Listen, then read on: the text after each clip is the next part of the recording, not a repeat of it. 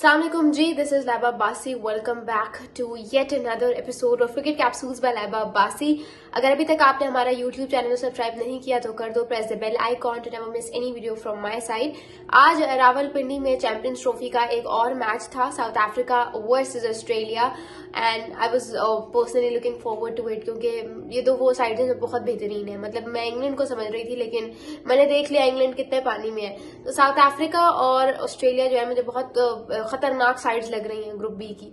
So I was excited enough to see both of these teams in action today, but Rawalpindi में बारिश में जो है वो मैच ही खत्म कर दिया, अबैंडन कर दिया, and the match couldn't take place. So दोनों टीम्स को एक एक पॉइंट दिया गया। मुझे लगता है South Africa and Australia will most probably be the semifinalist from group B. What do you guys think? मुझे कमेंट्स में जरूर बताइएगा। I am waiting for all of you in the comments below. इसके अलावा काफी ज्यादा और स्टेटमेंट्स आई cricket की दुनिया में पाकिस्तान क्रिकेट टीम को लेकर। पाकिस्तान क्रिकेट टीम को न्यूज भी आई।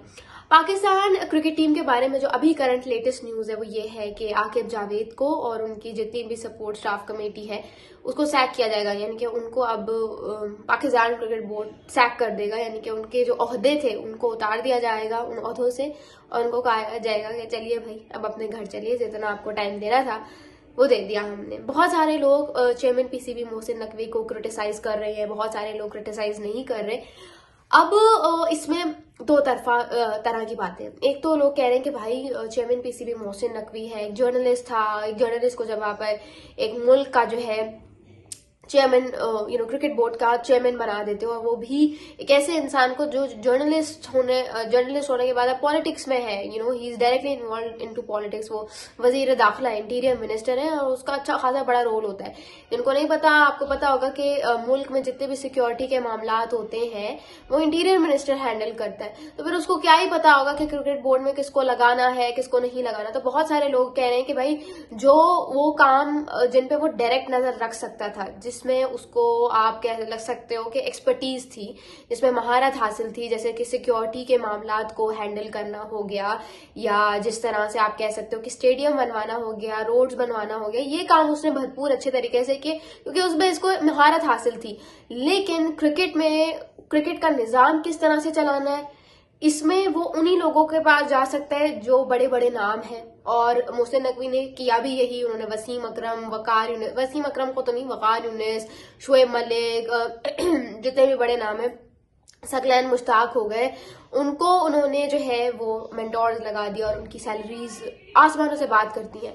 तो जितना मोहसिन नकवी, चेयरमैन पीसीबी मोहसिन नकवी अपनी तरफ से कर सकते थे, अपनी महारत के बलबूते पे कर सकते थे, उन्होंने किया है।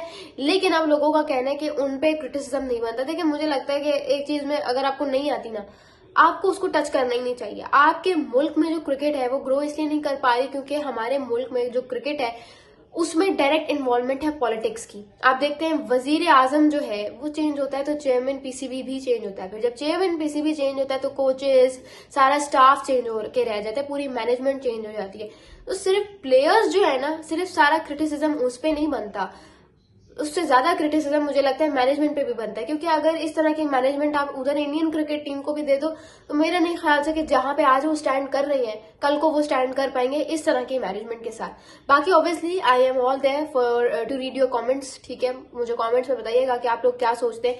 बट ये कुछ बातें हैं, पिछले 3 सालों में हमारे क्रिकेट बोर्ड के जो है 4 चेयरमैन बदल चुके हैं, 26 सेलेक्टर्स आ गए चले गए, फिर नए आए फिर चले गए।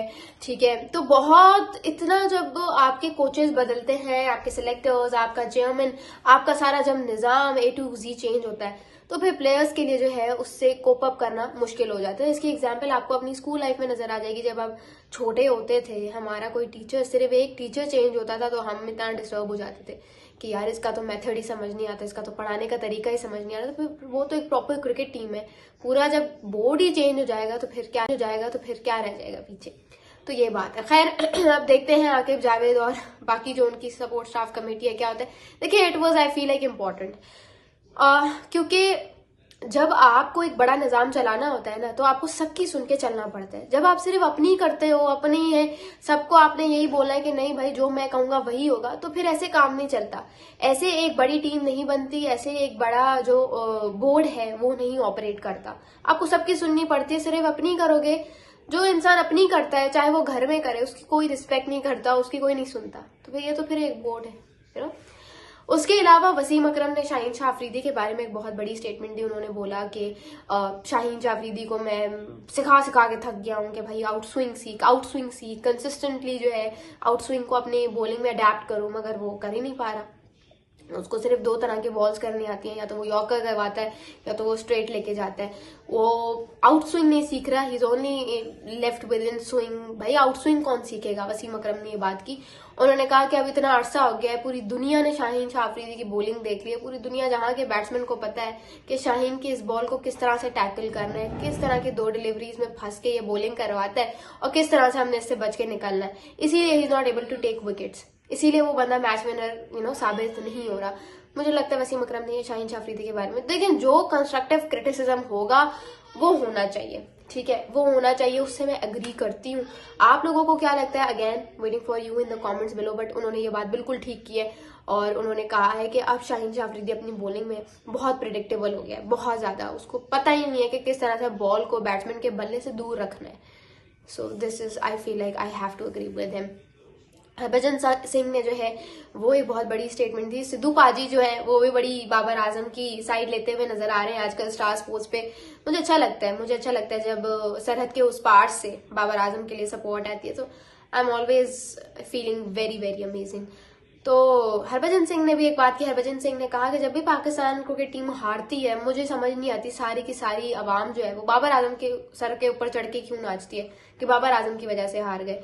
क्या टीम में बाकी 11 प्लेयर्स, बाकी जो 10 प्लेयर्स हैं, वो कुछ करने के लायक नहीं है? या उनको सिर्फ टीम में होने के पैसे मिल रहे हैं? क्या सिर्फ बाबर आजम को जो है पैसे हमने उनको क्वेश्चन करना है कि भाई हाँ तूने क्यों नहीं परफॉर्म किया? मुझे लगता है बिल्कुल ठीक बात की हरभजन सिंह ने। और उन्होंने कहा कि इवन जब पाकिस्तान 350+ रन चेज नहीं कर सका तो हर कोई कह रहा था कि बाबर आजम ने चेज नहीं करवाया। भाई बाकी बल्लेबाज नहीं है क्या टीम में? तो मुझे लगता है उन्होंने ये भी बात की कि बाबर आजम को जो विराट कोहली के साथ आप कंपेयर करते हो ना, तो आप ये भी देखो कि विराट कोहली के बाकी टीममेट्स कितने जबरदस्त हैं, सारे परफॉर्म करते हैं।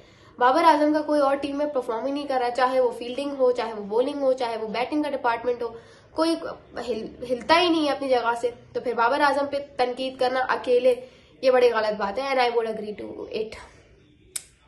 उसके अलावा मोहम्मद हफीज ने एक बहुत बड़ी और जबरदस्त बात की। मुझे सिर्फ इस पूरी जितनी भी ट्रांसमिशन हो रही है डिफरेंट न्यूज चैनल्स पे, सबसे ज्यादा और बेहतरीन क्रिटिसिज्म जो मुझे लग रहा है वो सिर्फ मोहम्मद हफीज का लग रहा है। और एक बार फिर उन्होंने बड़ी जबरदस्त बात की। उन्होंने कहा कि हमारा ये जो सो कॉल्ड पेस ट्रियो है जिसको कोई हरा नहीं सकता, जैसे शाहीन हो गए, रऊफ हो गए, नसीम शाह हो गए, उन्होंने कहा ये 3 वो बॉलर्स हैं जिनको आप फ्रंट लाइन पेसर्स कहते हो पाकिस्तान क्रिकेट टीम का, कि भाई ये हमारा पेस ट्रियो, ऑस्ट्रेलिया का पेस ट्रियो जिस तरह से है हेजलवुड, स्टार्क और कमिंस का, उस तरह से हम इनको कंसीडर करते हैं।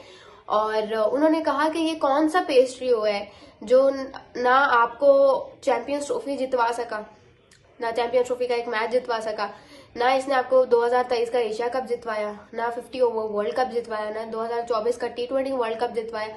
बॉलर्स तो आपको टूर्नामेंट जितवाते हैं। ये मेरे अल्फाज नहीं, मोहम्मद हफीज के, जाके सुन लीजिएगा। तो मोहम्मद हफीज ने कहा कि बॉलर्स तो आपको टूर्नामेंट जितवाते हैं, ये कौन से बॉलर हैं जो आपको एक मैच नहीं जितवा सकते? इतने चांसेस अगर आप किसी और बॉलर पे इन्वेस्ट कर देते ना तो शायद आपको आज कुछ मिल गया होता। ये कौन से बॉलर्स हैं जो एक मैच भी नहीं जितवा रहे और फिर भी आपने इनको टीम में रखा हुआ है? मोहम्मद हफीज ने कहा कि हार तो हम वैसे ही रहे हैं, तो इससे अच्छा नहीं है कि हम जो है अपना यंग टैलेंट यूटिलाइज करके हारे। उन्होंने बोला कि मोहम्मद अली हो गया, आकिब जावेद हो गया, अब्बास अफरीदी हो गया, और कौन था, ये अली रजा वगैरह, ये सारे जो लॉट है, आप इनको क्यों नहीं चांसेस दे रहे? इनको टीम में लेकर आओ। खुरम शहजाद हो गया, इनको चांसेस दो, इनको खिलाओ, ये आपको डिलीवर करके देंगे। क्या ये पाकिस्तानी नहीं है? क्या इनका हक नहीं बनता पाकिस्तान क्रिकेट टीम के लिए परफॉर्म करना? तो फिर छुड़ाओ अपनी जान इन तीनों से और इन पे भी कुछ इन्वेस्ट करो। तो मैं आप लोगों से सवाल पूछना चाहूंगी कि आप लोगों को क्या लगता है इन तमाम स्टेटमेंट्स के बारे में? Waiting for all of you in the comments below. Thank you so much. This is lab Abbasi signing off.